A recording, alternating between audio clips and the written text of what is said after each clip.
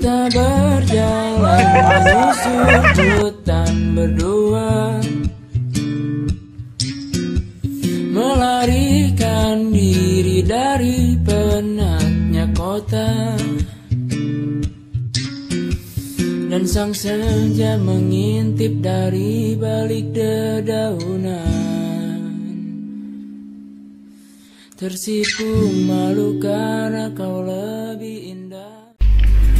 Jumat pagi tanggal 22 November 2019, kami pun melakukan perjalanan dengan berjalan kaki dari Desa Talaga menuju ke Desa Sabang, tepatnya di lokasi pantai wisata Bambarano. Di sana kami mulai melakukan trekking, tapi sebelumnya kami briefing dahulu, mendapat arahan dari asisten dosen, dan kemudian kami menyiapkan alat-alat yang harus dibawa menuju lokasi trekking. Pantai wisata Bambarano sendiri merupakan sebuah pantai yang tentu saja bisa kita identifikasi bentukan lahannya merupakan lahan marin, dan bisa dilihat pantai ini merupakan jenis pantai berpasir sehingga cocok dijadikan sebagai sebuah lokasi wisata.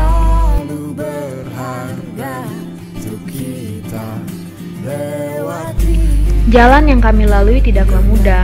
Seringkali kami harus berpegangan di bebatuan, berpegangan di akar pohon, atau saling berpegangan tangan untuk tarik-menarik anggota kelompok yang tidak mampu lagi mendaki. Apalagi lokasi trekking kami ini didominasi dengan batuan karang atau batu-batu hasil sedimentasi yang langsung berbatasan dengan laut di bawahnya. Dengan kemiringan lereng sekitar 25%, bisa dikatakan bahwa jalur yang kami lalui ini cukuplah curam. Apalagi berkali-kali kami harus tersesat karena jalur yang kami lalui ini cenderung baru dan kami membuka jalan yang baru. Jadi kami berkali-kali tersesat, kami masuk ke dalam gua, kami bahkan jatuh ke dasar jurang. Apalagi kelompok kami tersesat sampai di kebun warga.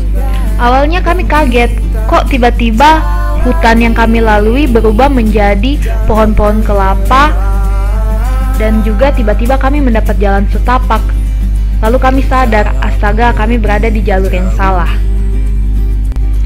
Pilihannya hanya ada dua, berjalan terus kembali ke Desa Talaga, atau kita kembali untuk sampai di Desa Sabang.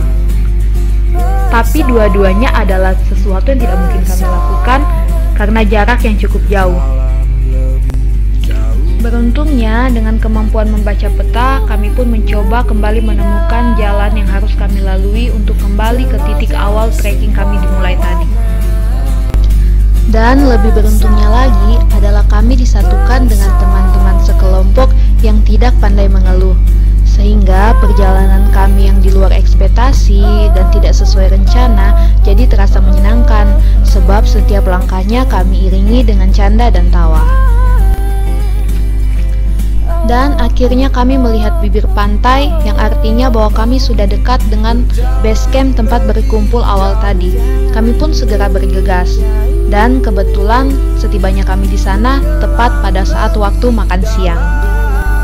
Setelah makan siang, kami pun melanjutkan perjalanan kembali untuk mengambil sampel di lokasi trekking tadi.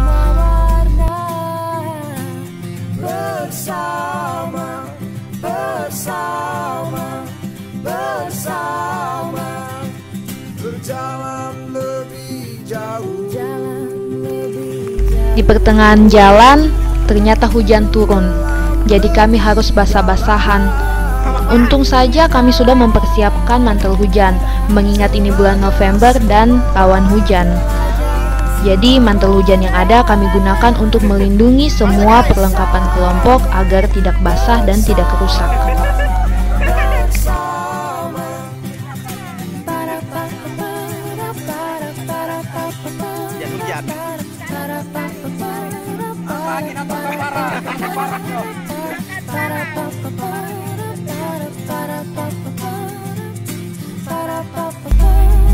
Akhirnya penelitian kami hari pertama pun selesai. Kami kembali ke base camp, kami mempersiapkan diri bersih-bersih, lalu kemudian kami berkumpul untuk menyelesaikan laporan sementara. Kemudian sampel tanah yang tadi kami ambil di lokasi kami bawa untuk diteliti. Begitu juga dengan jenis batuan untuk diidentifikasi. Menjelang tengah malam, satu persatu anggota kelompok pun mulai lelah, sehingga mereka mulai mengambil posisi untuk tidur.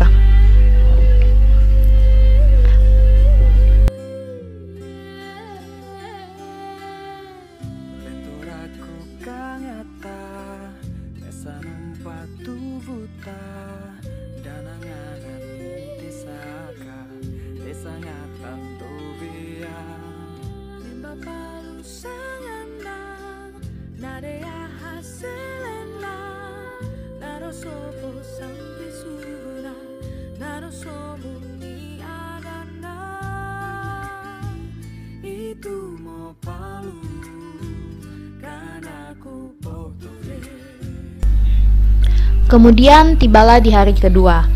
Perjalanan seperti biasa, kami mulai dengan berjalan kaki sampai ke Pantai Bambarano, kemudian kami naik perahu menuju ke Pantai Salur. Tepat tanggal 23 November tahun 2019, kami memulai penelitian kami hari kedua. Kegiatannya masih sama seperti kemarin, hanya lokasinya berbeda. Kali ini kami juga mengambil 5 titik sampel untuk diidentifikasi, dan juga kami melakukan pengamatan terkait mata kuliah oseanografi. Jadi tim dibagi dua, sebagian pergi trekking dan sebagian lagi tetap menjaga patok untuk mengamati pasang surut air laut. Dan ternyata jalur yang kami lalui di hari kedua ini lebih parah dari yang kemarin, lebih curam dan lebih menantang. Tapi syukurlah semua anggota kelompok bisa melewatinya walaupun banyak yang kelelahan, tapi semuanya bisa sampai kembali di base camp dengan selamat walaupun ada beberapa yang sakit. Kemudian kami kembali melanjutkan mengambil data untuk mata kuliah oseanografi. Kami mengukur gelombang, mengukur pasang surut, dan diakhiri dengan bersenang-senang di pantai. Dan setelah itu akhirnya kami menyelesaikan semua kegiatan kami di Pantai Salur, lalu kami pulang dan kembali menyusun laporan seperti hari kemarin. Dan bagi kami, perjalanan dalam praktek kuliah lapangan pertama ini bukan hanya sekedar mata kuliah, tapi merupakan sebuah perjalanan yang mengakrabkan, yang mendekatkan, dan tentu saja besar harapan kami untuk kembali lagi dan lagi di tempat ini.